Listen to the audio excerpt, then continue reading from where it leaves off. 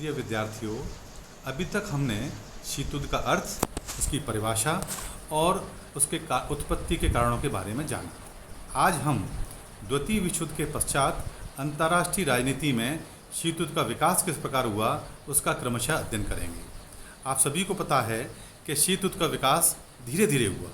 इसके लक्षण 1917 में ही प्रकट होने लगे थे, जो द्वितीय विश्व युद्ध के बाद स्पष्ट तौर पर वैश्विक स्तर पर उभर कर विश्व के सामने आए। इसको तीव्रता प्रदान करने में दोनों ही महाशक्तियों के बीच व्याप्त परस्पर भय, घृणा और अविश्वास की भावना ने महत्वपूर्ण योगदान दिया। दोनों महाशक्तियों द्वारा एक दूसरे के विरुद्ध चली गई चालों ने इस शीत युद्ध को गति प्रदान की और अंत में दोनों महाशक्तियों ने खुलकर एक दूसरे की आलोचना करने लगी। इस स्थिति ने समस्त विश्व में भय व अशांति का वातावरण तैयार कर दिया। इसके बढ़ावा देने में दोनों ही महाशक्तियाँ बराबर की भागीदार रहीं।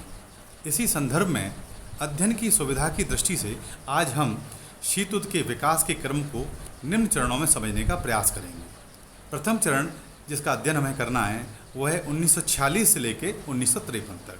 आप सभी को पता है कि 1945 में द्वितीय विश्व युद्ध समाप्त हो गया था और उसके तुरंत बाद ही दोनों महाशक्तियों के मध्य शीत युद्ध प्रारंभ हो गया था। इसलिए प्रथम चरण की हम गणना 1946 से लेकर और 1953 के बीच में करते हैं। दूसरा चरण 1953 से 1963 तक करते हैं। तीसरा चरण 1963 से 1979 तक करते हैं और उसके बाद जिस काल को हम देतांत या तनाव शैथिल्य का काल भी के रूप में जानते हैं, और अंतिम काल 1980 से 1989 तक, जिसको न्यू कोल्ड वॉर, नया शीत युद्ध के रूप में हम जानते हैं।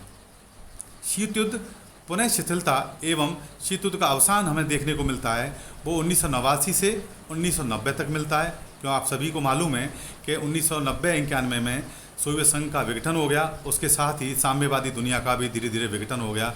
जब दो ध्रुव ही नहीं रहे, जब सोवियत संघ ही समाप्त हो गया, केवल रशिया रह गया, तो शीत युद्ध दोनों गुटों के मध्य जो युद्ध की स्थिति थी, जिसको हम शीत युद्ध कहते हैं, वो भी क्रमशः समाप्त हो गया। उसके बाद पुनः नवीन शीत युद्ध या व्यापार शीत युद्ध हमें 1991 से देखने को मिलता है।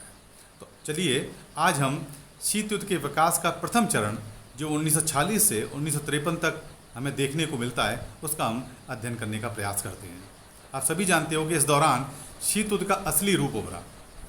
अमेरिका और सोवियत संघ के मतभेद खुलकर सामने आए। अब हम इस काल में शीत युद्ध को बढ़ाने वाली प्रमुख घटनाओं की चर्चा करेंगे, जिसके आधार पर आप आकलन कर सकते हो कि दोनों महाशक्तियों के मध्य वो कौन कौन सी घटनाएं रहीं जिनके कारण अंतर्राष्ट्रीय राजनीति में शीत युद्ध को बढ़ावा मिला। तो इसकी सबसे पहली शुरुआत हमें चर्चिल का फुलटन भाषण जो 5 मार्च 1946 को हुआ था, उसने शीत युद्ध की शुरुआत की। 1946 में चर्चिल ने सोवियत संघ के साम्यवाद की आलोचना की। उसने अमेरिका के फुलटन नामक स्थान पर आंग्ल अमेरिकी गठबंधन को मजबूत बनाने की आवश्यकता पर जोर दिया। उसने कहा, हमें तानाशाही के एक स्वरूप के स्थान पर उसके दूसरे स्वरूप की स्थापना को रोकना चाहिए। इसमें सोवियत संघ विरोधी भावना स्पष्ट तौर पर उभर कर सामने आई। अमेरिकन सीनेट ने भी सोवियत संघ की विदेश नीति को आक्रामक और विस्तारवादी बताया। इससे शीत युद्ध को तात्कालिक बढ़ावा मिला। दूसरी घटना हमें जो देखने को मिलती है वो है ट्रूमैन सिद्धांत, जो 12 मार्च 1947 को स्थापित हुआ था। इसके द्वारा साम्यवादी प्रसार को रोकने की बात कही गई थी। इस सिद्धांत के अनुसार विश्व के किसी भी भाग में अमेरिका हस्तक्षेप को उचित ठहराया गया। 12 मार्च 1947 को कांग्रेस को एक पत्र भेजकर राष्ट्रपति ट्रूमैन ने साम्यवाद के अवरोध अर्थात साम्यवाद को रोकने की नीति का प्रतिपादन किया।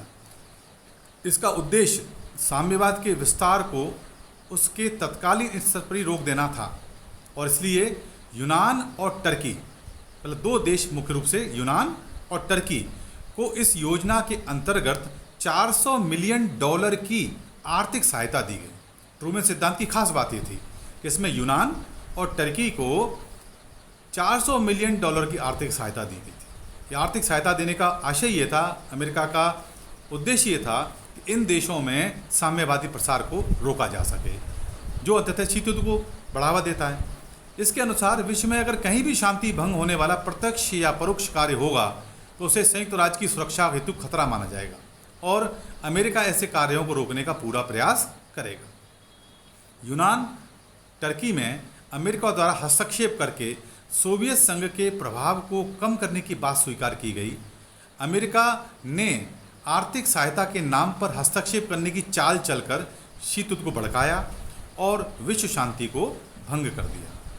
इसी क्रम में हमें एक दूसरी योजना देखने को मिलती है अमेरिका द्वारा, वो है मार्शल योजना। इसकी घोषणा 5 जून 1947 को जॉर्ज मार्शल द्वारा हार्वर्ड विश्वविद्यालय में भाषण के दौरान की गई एवं क्रियान्विति 3 अप्रैल 1948। कौन सी डेट? 3 अप्रैल 1948 को हुई थी, जहां ट्रूमैन सिद्धांत सीधे तौर पर यूनान और टर्की को सहायता देने का प्रावधान रखा था, वहां मार्शल योजना संपूर्ण यूरोप पर लागू की गई थी। यहाँ ये बात विशेष देखने योग्य है कि यहाँ ट्रूमैन योजना में, ट्रूमैन सिद्धांत में, जहाँ केवल यूनान और टर्की को के संबंधित था, वह मार्शल योजना में पूरे यूरोप को शामिल कर लिया। मार्शल ने यूरोप की दयनीय आर्थिक अवस्था का वर्णन करते हुए इन देशों को 3-4 वर्षों के लिए अतिरिक्त आर्थिक सहायता देने का प्रस्ताव रखा, जिससे वो आर्थिक पुनर्निर्माण के अपने प्रयास में सफलता प्राप्त कर सकें। इस योजना के अंतर्गत सभी इच्छुक देशों को बिना किसी भेदभाव के आर्थिक सहायता दी जानी थी। इस योजना के अनुसार पश्चिमी यूरोपीय देशों को 12 अरब डॉलर की आर्थिक सहायता देने का कार्यक्रम स्वीकार किया गया। इसका प्रमुख उद्देश्य पश्चिमी यूरोपीय देशों में साम्यवाद के प्रसार को रोकना था। इस योजना का लाभ उठाने वाले देशों पर यह शर्त लगाई गई कि वे अपनी शासन व्यवस्था से साम्यवादियों को दूर रखेंगे। इससे सोवियत संघ के मन में पश्चिमी राष्ट्रों के प्रति घृणा का भाव पैदा हो गया और शीत युद्ध को बढ़ावा मिला। यूरोप के 17 देशों ने इस योजना को स्वीकार किया, किंतु सोवियत संघ तथा उसके समर्थक देशों ने इसे मानने से इनकार कर दिया। यह योजना 1952 तक चलती रही तथा साम्यवाद के प्रसार को रोकने के अपने उद्देश्य में काफ़ी हद तक सफल भी रही। अमेरिका द्वारा प्रतिपादित मार्शल योजना ने भी सोवियत संघ के मन में अविश्वास व वैमनस्य की भावना को बढ़ावा दिया। इस क्रम में शीत युद्ध को बढ़ावा देने के लिए और इस युग में एक अलग कारण और आया, वो था बर्लिन की नाकाबंदी 1948। सोवियत संघ ने 1948 में बर्लिन की नाकेबंदी करके शीत युद्ध को और अधिक भड़का दिया। जर्मनी की भांति बर्लिन को भी मित्र राष्ट्रों ने 4 अलग अलग प्रभाव क्षेत्रों में बांट लिया था। जब समझौते के विरुद्ध ब्रिटेन, अमेरिका तथा फ्रांस ने अपने प्रभाव क्षेत्रों का एकत्रीकरण करने में मुद्रा परिवर्तित करने का निश्चय किया, तो सोवियत संघ ने इस कार्रवाई के विरोध में बर्लिन की नाकेबंदी कर दी। बर्लिन शेष विश्व से अलग थलग पड़ गया। सोवियत संघ इस कार्रवाई से पश्चिम बर्लिन के लोगों को अपनी ओर आने के लिए विवश कर देना चाहता था। अमेरिका ने इसका सख्त विरोध करके उसके इरादों को नाकाम कर दिया और वहाँ भी अपना सैनिक वर्चस्व बढ़ाने की तैयारी में जुट गया। पश्चिम के देशों ने लगभग 1 वर्ष तक अनिवार्य आवश्यकता की सभी वस्तुएं हवाई मार्ग द्वारा पश्चिम बर्लिन में पहुंचाईं। अंततः विवश होकर सोवियत संघ को बर्लिन की नाकेबंदी समाप्त करनी पड़ी। नाकेबंदी समाप्त होने के तुरंत बाद सितंबर 1949 में पश्चिमी जर्मनी तथा पश्चिमी बर्लिन को मिलाकर एक स्वतंत्र राज्य स्थापित कर दिया गया। इस प्रतिस्पर्धा से शीत युद्ध का माहौल और विकसित हुआ। अगला जो हमें विकास शीत युद्ध के देखने में से मिलता है वो है जर्मनी का विभाजन। जैसे ही मित्र राष्ट्रों ने पश्चिमी जर्मनी की स्थापना की, सोवियत संघ ने भी 7 अक्टूबर 1949 को अपने प्रभाव क्षेत्र को पूर्वी जर्मनी का नाम देकर एक अलग राज्य स्थापित कर दिया। इस तरह एक समय का सशक्त जर्मन राज्य 2 टुकड़ों में बंट गया। जर्मनी के विभाजन ने भी दोनों महाशक्तियों के विरोध की प्रवृत्ति को जन्म दिया। जर्मनी का बंटवारा इसलिए हुआ था कि दोनों शक्तियां अपने अपने क्षेत्रों में अपना प्रभाव बढ़ा सकें, लेकिन अमेरिका की मार्शल योजना तथा सोवियत संघ की कॉमन फॉर्म की नीति ने यूरोप को सोवियत संघ तथा अमेरिका के मध्य शीत युद्ध को बढ़ावा दिया। इसके अलावा एक दूसरा जो विकास हमें देखने को मिलता है शीत युद्ध के क्रम में, वह है नाटो की स्थापना, नॉर्थ अटलांटिक ट्रीटी ऑर्गेनाइजेशन, उत्तरी अटलांटिक संधि संगठन, जो सैनिक संधि थी जिसकी चर्चा मैं पूर्व की कक्षा में कर चुका हूँ।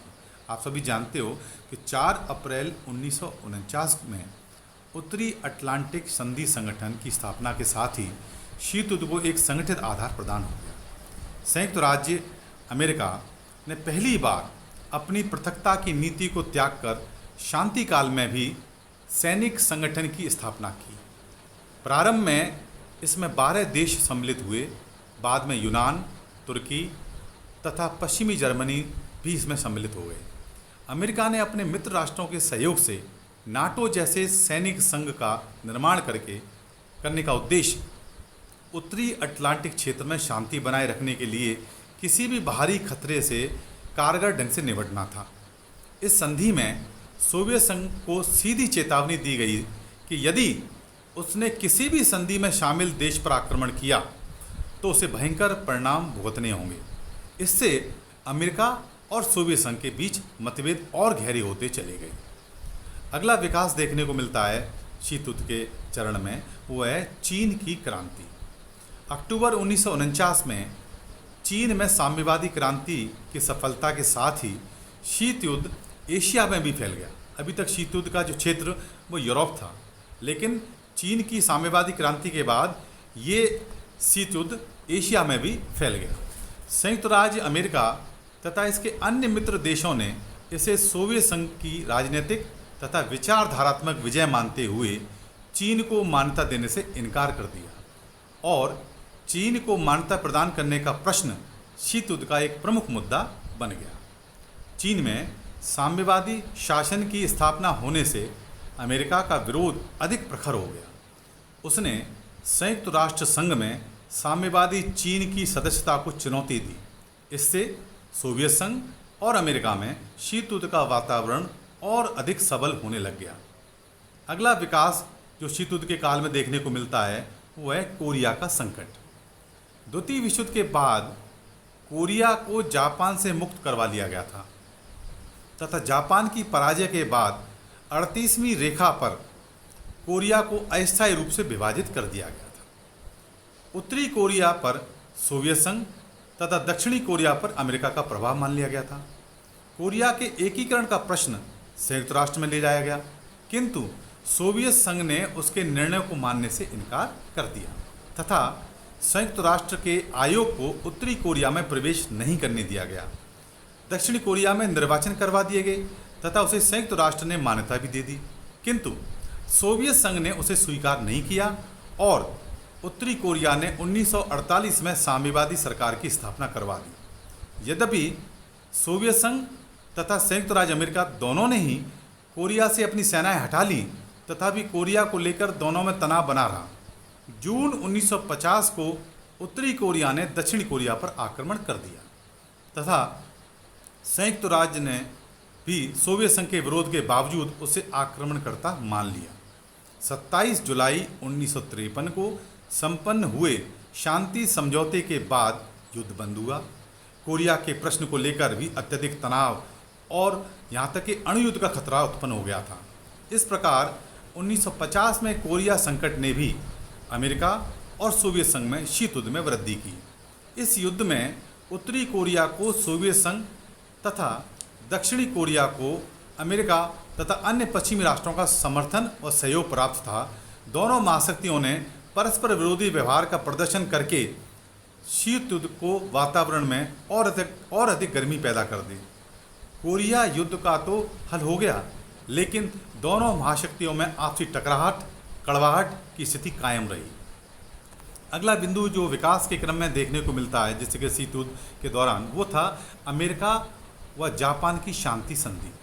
1951 में अमेरिका द्वारा जापान के साथ संधि को कोरिया की समस्या के संदर्भ में सोवियत संघ ने अनुचित ठहराया तथा इसे अमेरिका की एक पक्षीय कार्रवाई कहकर इसकी निंदा की और आलोचना की गई। 1951 में जब कोरिया युद्ध चल ही रहा था, उसी समय अमेरिका ने अपने मित्र राष्ट्रों के साथ मिलकर जापान से शांति संधि की और संधि को कार्यरूप देने के लिए सैन फ्रांसिस्को नगर में एक सम्मेलन आयोजित करने का निर्णय किया। सोवियत संघ ने इसका कड़ा विरोध किया। अमेरिका ने इसी वर्ष जापान के साथ एक प्रतिरक्षा संधि करके विरोध की खाई को और अधिक गहरा कर दिया। अमेरिका की इन कार्रवाइयों ने सोवियत संघ के मन में द्वेष की भावना, शक की भावना, संशय की भावना को और बढ़ावा दिया।